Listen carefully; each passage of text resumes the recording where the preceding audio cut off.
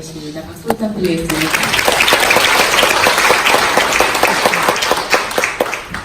안녕하세요. 한국보건사회연구원 강주원입니다. 해마다 5월이 되면 아동에 관심 가지는 국회의원들은 참 많을 텐데요. 이번처럼 이렇게 구체적인 방안들에 대해서 고민하신 분들 별로 없었던 것 같습니다. 그래서 이번 토론회를 제안받았을 때 사실은 연구했던 내용을 정리하는 게 아니라서 너무 많은 시간을 투입했어야 됐고요. 근데 다행히도 여러 가지 분석을 통해서 제가 조금이나마 기여할 수 있게 된 것 같아서 다행으로 생각을 하고 있습니다. 제가 지금 그룹홈에 대해서 관심을 가져야 되는 이유를 한번 생각을 해봤습니다. 저는 아동 쪽을 전공을 하긴 했지만 주로 하는 부분이 예산의 편성과 편성된 예산 사업에 대한 평가를 하고 있습니다. 그리고 그 두 가지 재정에 대한 편성과 평가를 통해서 재정의 전략을 짜는 연구를 하는 게 제가 속해 있는 한국보건사회연구원의 미래전략실에서 하는 업무입니다.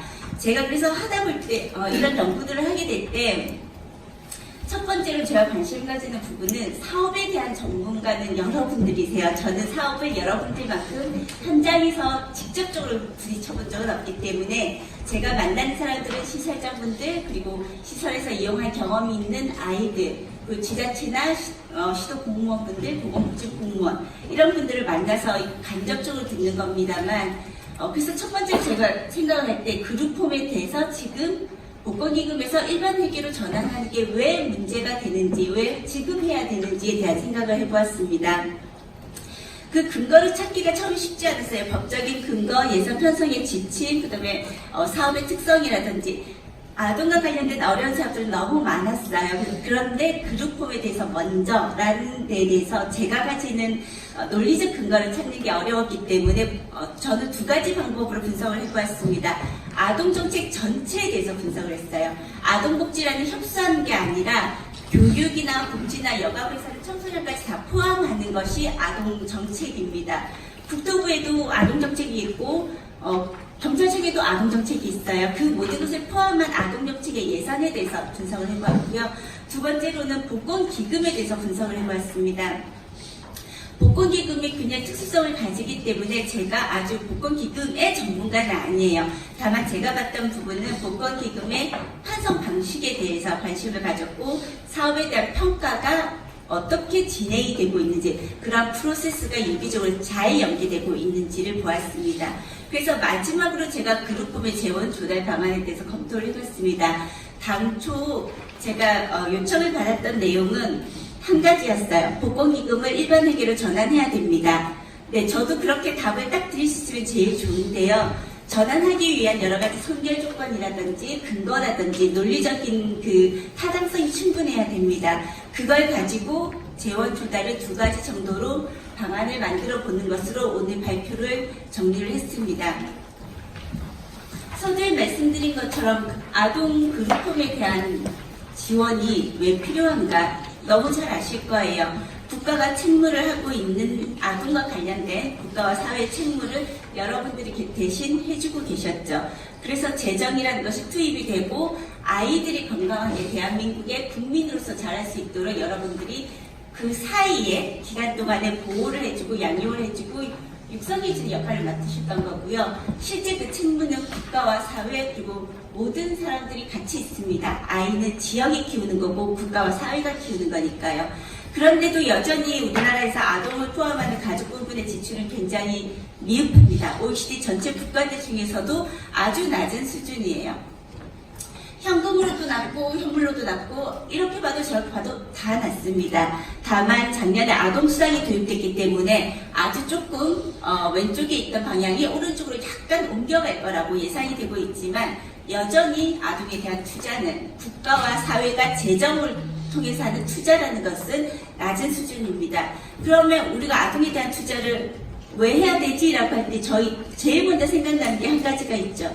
저출 고령 문제가 대두되는 거죠. 그러면 아동이 나중에 자라서 사회 구성원으로 될 때를 생각해 보면 한 명 한 명 지금 태어난 아동도 너무 소중하고 아동을 출산을 유도하는 정책도 중요합니다. 그런데 지금 우리 사회에서는 출산을 유도하는 정책에 대한 막대한 재정 편성에 비해서 이미 태어난 아이들에 대해서 사회적으로 양육하는 부분에 대해서는 조금 부족한 재정 투입이 이루어졌다는 게 제가 가지는 결론이었습니다. 그래서 아동 정책에 대해서 조금 정리를 해서 보여드리면요.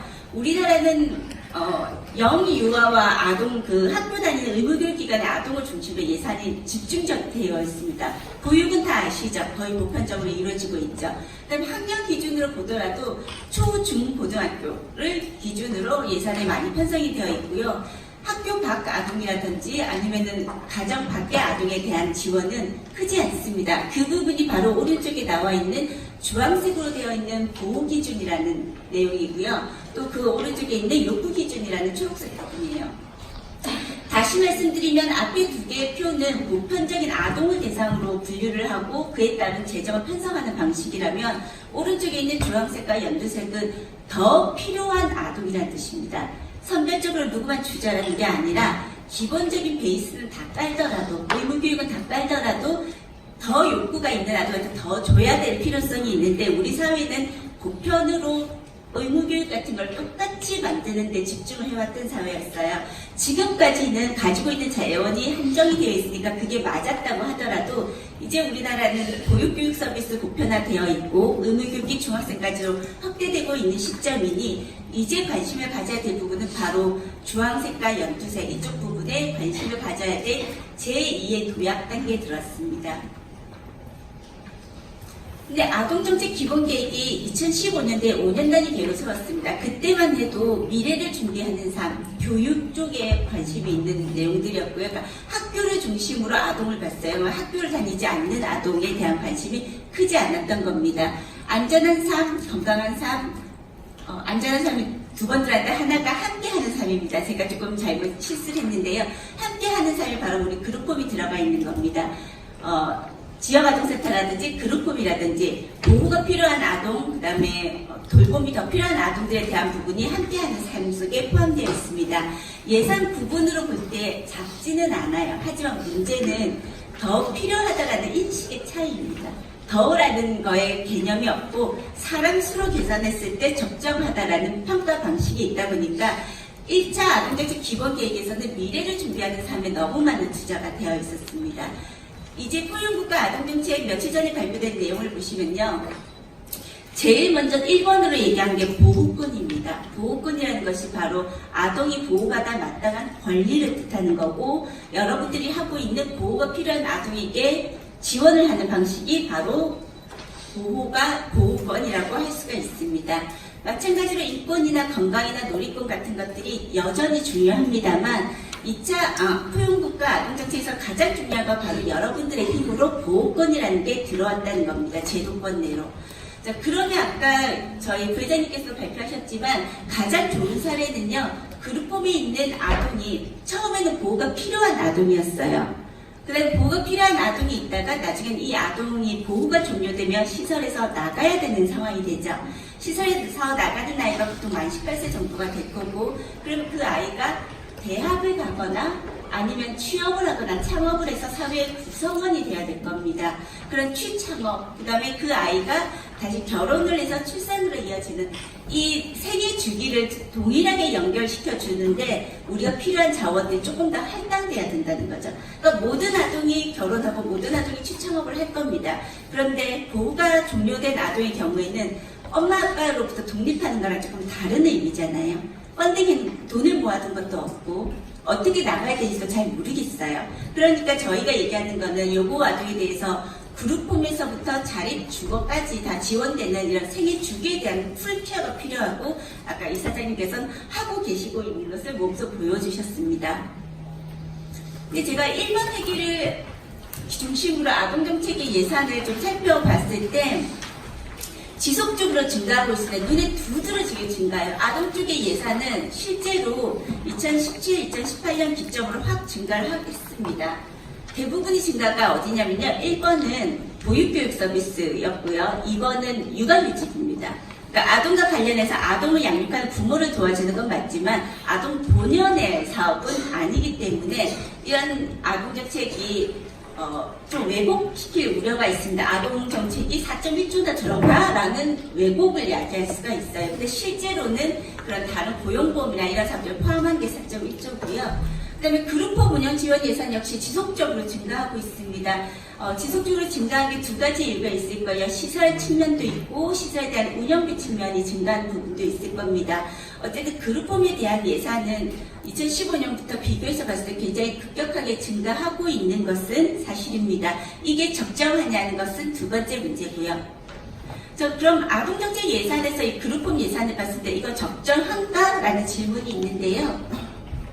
보호대상 아동에 대해서 시설별로 저렇게 분리되어 있습니다. 각 시설별로 양육시설에 대한 지원 방식, 그 다음에 그룹홈에 대한 지원 방식, 피아동 쉼터에 대한 지원 방식, 돈 주머니도 다르고 지원 방식도 다르고 인건비에 대한 기준도 다릅니다. 뭐가 뭔지 도통 알 수가 없는 체계인 거죠.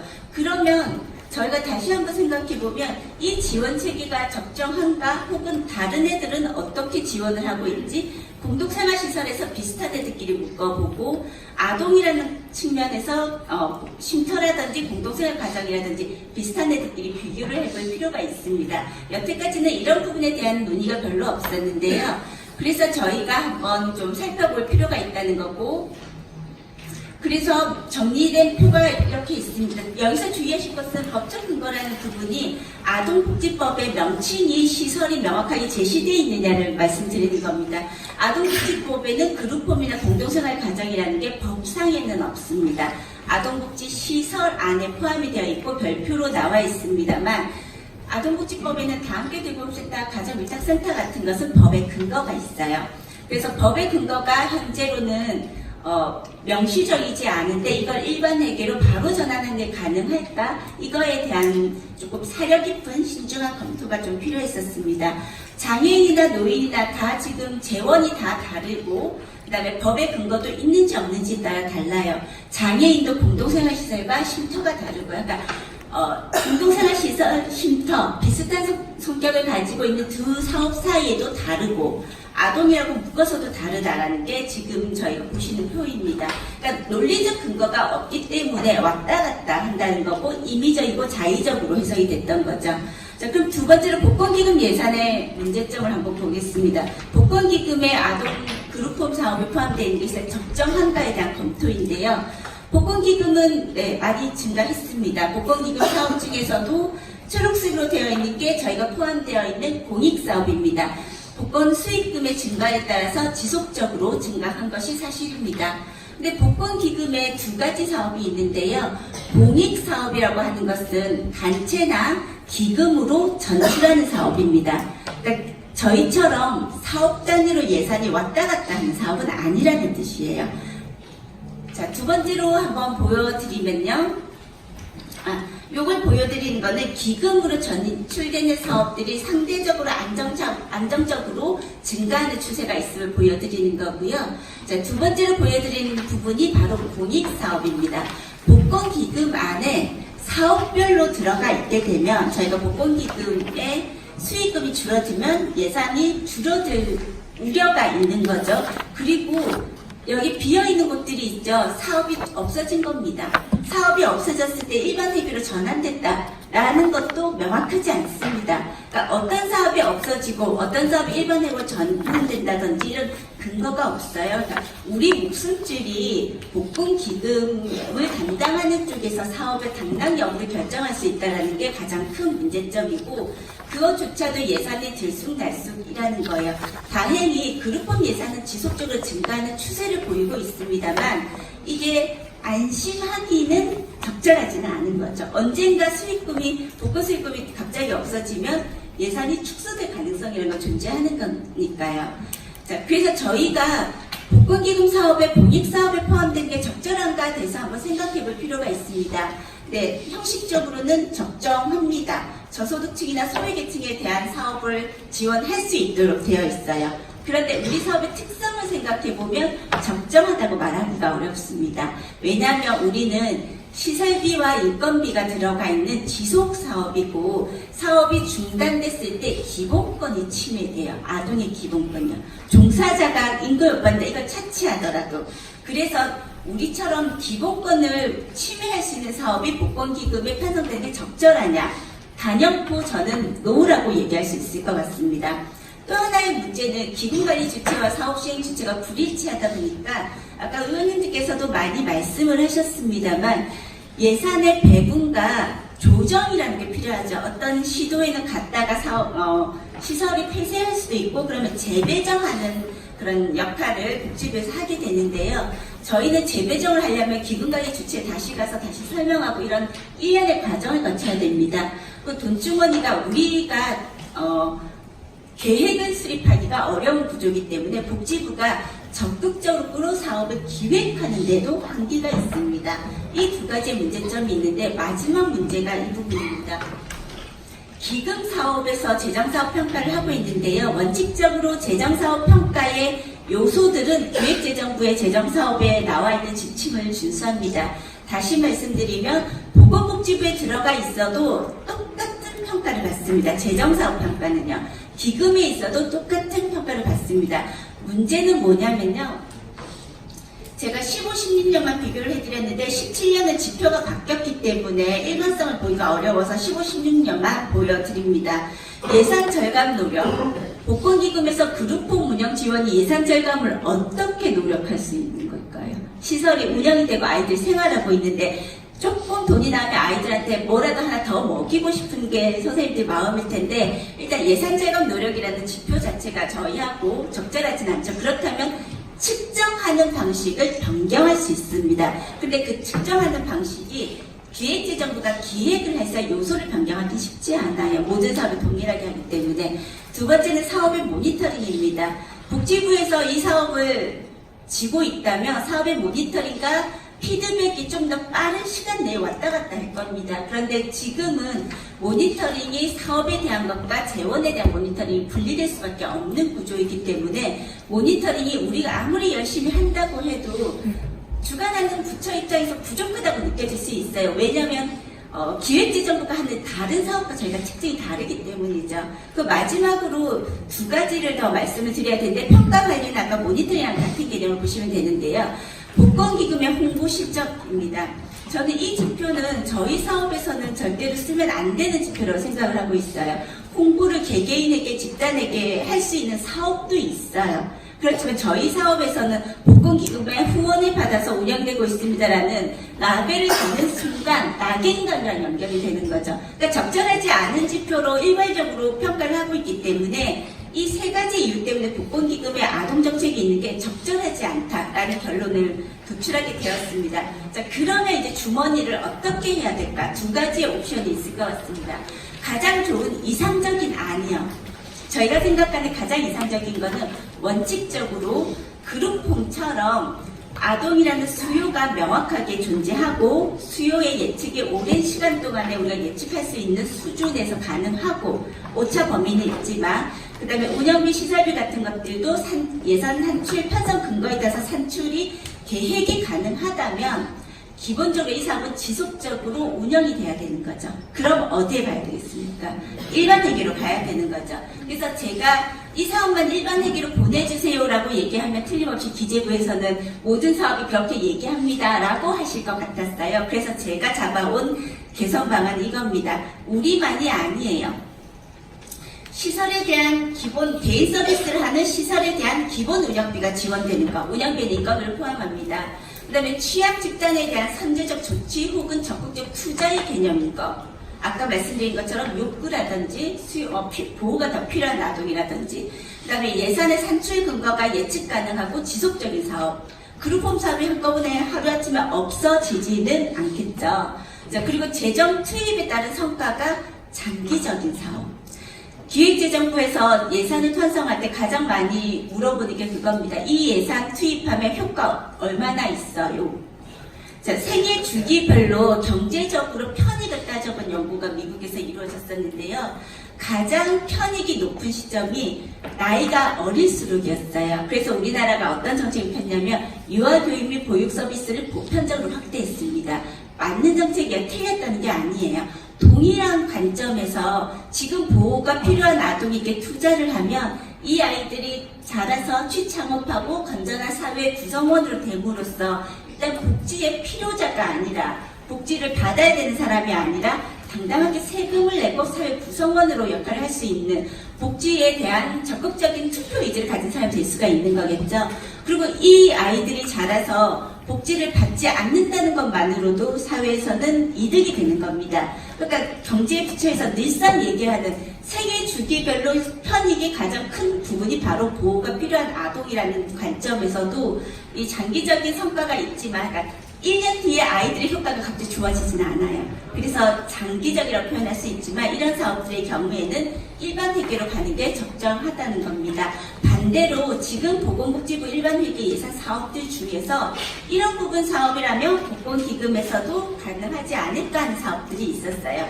예를 들면 운영비 외에 증개축 사업으로 돈을 한 번에 딱 나눠서 주는 사업이라든지, 아니면 기본 운영은 있는데 그거 말고 뭐 토요일에 운영한 돈을 더 준다든지 하는 선택이 가능하거나 옵션인 사업들, 이런 것들은 타 부처에서 기금으로 해도 기본권을 침해하지 않으니까 예산 편성에 크게 문제는 이견은 없다는 부분입니다. 자, 그래도 일반 회계만 제한을 하기에는 한 가지 제가 아직까지 넘지 못한 벽이 있습니다. 법상으로 공동생활 가정이라는 게 명시가 되어 있지 않아서 이게 일반 회계로 바로 전환하자고 얘기할 때 제가 가능할까 하는 좀 과도기 단계가 필요하다고 생각을 했습니다. 왜냐하면 노인 공동생활시설은 법에 명시가 되어 있어요. 노인 공동생활시설에 대한 지원을 해야 된다라고. 그래서 제가 들고 나온 게 아동보호기금입니다. 아시겠지만 현재 아동권리보장원이 법적으로 통과돼서 아동권리보장원이 만들어지게 되고요.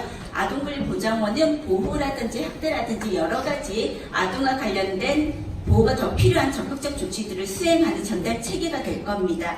그런데 이 아동권리보장원의 재원이 지금처럼 각각의 사업들을 합산만 단순해서는 될 게 아니에요. 재원이 구성이 돼야 되고 그 재원이 정리적으로 와야 되고, 다만 아동수가 감소한다든지 아니면은 사업 간의 차이가 있을 때 지역 내에서 배분이나 조정이 가능할 수도 있을 거예요. 그래서 제가 아동보호기금이라는 별도의 기금을 만들고 이 기금에 대한 전출을 복권기금에서 청소년 육성기금처럼 매년 해주는 사업으로 한번 제안을 해보았습니다. 두 가지 사업 모두 일반 회계 방식이랑 아동보호기금의 신설 방식 두 가지 다 지금 말씀드린 부분은 굉장히 대략적으로만 생각을 한 겁니다. 그래서 이제부터 우리가 논의해야 될 부분은 된다라면 무엇을 더 해야 될지, 어떻게 해야 될지, 그 다음에 기재부와 복지부가 안 되는 이유가 있다면 그 부분을 우리가 어떻게 해결해야 될지, 이 부분에 대해서 보다 구체적인 내용들을 토론회에서 좀 더 찾고자 합니다. 감사합니다.